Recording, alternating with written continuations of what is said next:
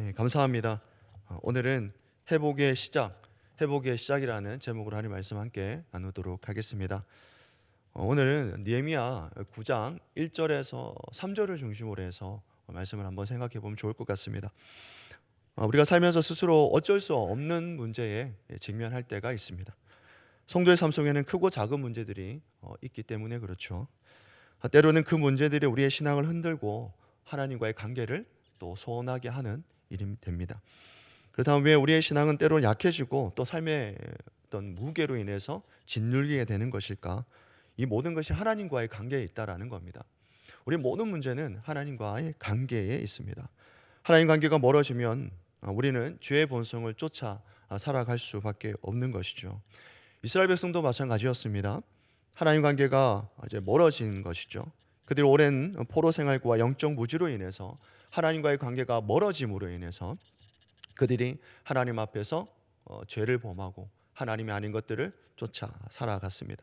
오늘 보면 느헤미야 9장은 어제에 이어서 다시 하나님께로 돌아가는 여정, 즉 회복에 대해서 다루고 있습니다. 그렇다면 어떻게 우리가 회복할 수 있을까 하는 것이죠. 오늘 하나만 생각해 본다면 회복은 자발적 회개에서 시작된다라는 겁니다. 회복은 자발적 회개에서 시작이 됩니다. 느헤미야 9장 우리 1절입니다. 1절을 함께 읽도록 하겠습니다. 시작하겠습니다. 그달 숨을 나흘 날에 이스라엘 자손이 다 모여 금식하며 굵은 배 옷을 입고 티끌을 무릅쓰며 아멘. 이스라엘 백성은 7월 15일부터 22일까지 초막절을 지키게 됐습니다. 그리고 나서 2일이 지난 24일에 모여 금식하며 굵은 베옷을 입고 티끌을 무릅썼다라고 성경은 말씀해 주고 있습니다. 이스라엘 백성이 하나님께로 회개로 나아가는 장면을 다루고 있는데 여기서 보통 이제 무릅쓴다라고 하는 부분들이 잘 알고 있는 건 전형적인 이런 참회의 표현입니다. 모습인데 그들 위에 땅이라고 하는 이 표현을 써서 흙을 머리 위에 뒤집어 쓴 모습을 연상시키게 되는 것이죠. 그런 것을 묘사합니다. 즉 소멸과 죽음을 상징하는 것입니다. 전형적인 이 참회의 모습이죠. 근데 여기에서 중요한 사실을 하나 발견하게 되는데 초막절을 지키고 나서 이 일이 지난 24일에 모였다고 합니다. 그러니까 초막절이 지나고 나서 이 일이 지나고 나서 이제 24일에 모였다고 하는데 이날은 정한 절기가 아닌 것이죠. 당연히 당연히 모여야 될 이유가 없는 겁니다.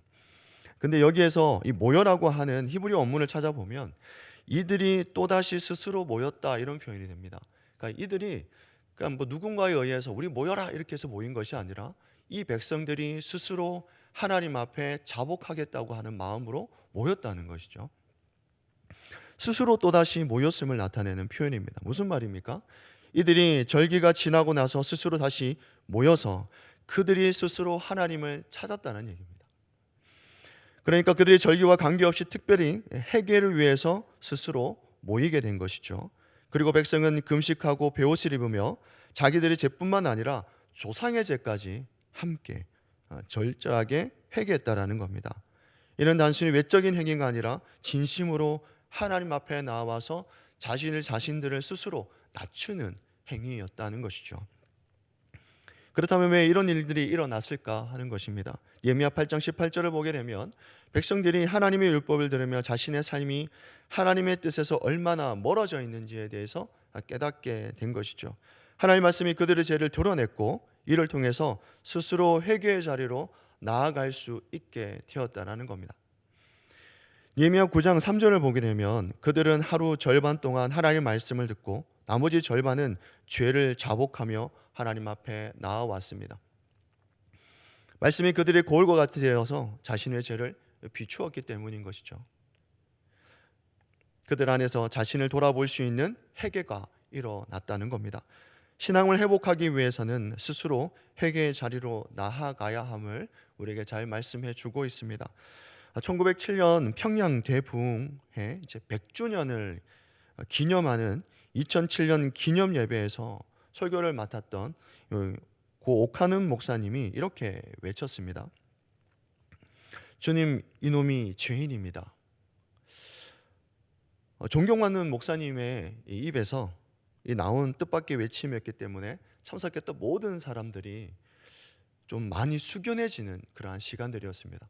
저도 그러한 이제 직접 가서 듣지 못했지만 영상을 통해서 접했을 때는 많이 목회자로서 되게 숙연해지는, 그리고 그 자리에서 회개했던 그런 기억이 있습니다. 나의 신앙의 상태는 어떠한지 자문해 볼 필요가 있지 않겠습니까? 교회 성도가 믿음의 능력을 발휘하지 못하는 것은 회개하지 않고 거룩함을 상실했기 때문이라고 합니다. 자유와 함께 세속화가 되어서 나도 모르게 하나님이 아닌 다른 것들을 쫓아 살았기 때문이다라고 하는 것이죠. 사회 문제를 해결하기 위해서는 교회가 감당해야 할 역할이 분명히 있다고 합니다. 여러 가지 문제들이 있죠. 나가서 외쳐야 되는 것도 있고 아니라고 말해야 되는 것도 있지만 가장 먼저 해야 되는 것이 회개라고 합니다. 우리 가정이 위급합니까? 아니면 내 삶이 위급합니까? 아니면 내 자녀가 위급한 가운데 있습니까? 가장 먼저 해야 되는 것이 회개라고 합니다. 이제 말씀을 맺도록 하겠습니다. 이스라엘 백성의 말씀을 듣고 스스로 자신들의 죄를 깨닫고 금식하며 회개했습니다. 가장 먼저 해야 되는 것이 무엇인지 그들이 잘 알았던 것이죠. 회복하기 위해서, 하나님과의 관계가 회복되기 위해서 가장 먼저 해야 될 것은 성도의 삶에서 회개였습니다. 하나님의 말씀을 통해서 자신의 삶을 돌아보고 스스로 하나님 앞에 자복하며 회개했을 때 회복이 일어났다라는 것이죠. 오늘 하루 하나님 말씀 앞에 스스로 돌아보며 개인과 공동체를 위해서 회개하는 저와 성도님 되시기를 주 예수 그리스도의 이름으로 축원합니다. 아멘. 기도하시겠습니다. 사랑이 많으신 하나님, 감사합니다. 새벽을 깨우며 기도를 자인으로 나올 수 있도록 인도하심을 감사드립니다. 하나님, 오늘 이 시간 회개의 영을 우리에게 불어넣어 주시옵소서. 거룩함을 상실한 채 세속의 길을 걷고 있지는 않습니까? 하나님, 우리의 죄를 용서하여 주시고 스스로 하나님 앞에 겸비하며 자복하는 마음으로 엎드려오니 우리의 죄를 용서하여 주시옵소서.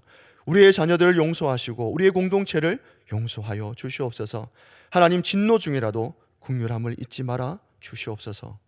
오늘 하루도 하나님 앞에 겸손하게 살게 하여 주실 줄 믿고 감사와 찬양을 올려드리며 예수 그리스도의 이름으로 기도드리옵나이다. 아멘.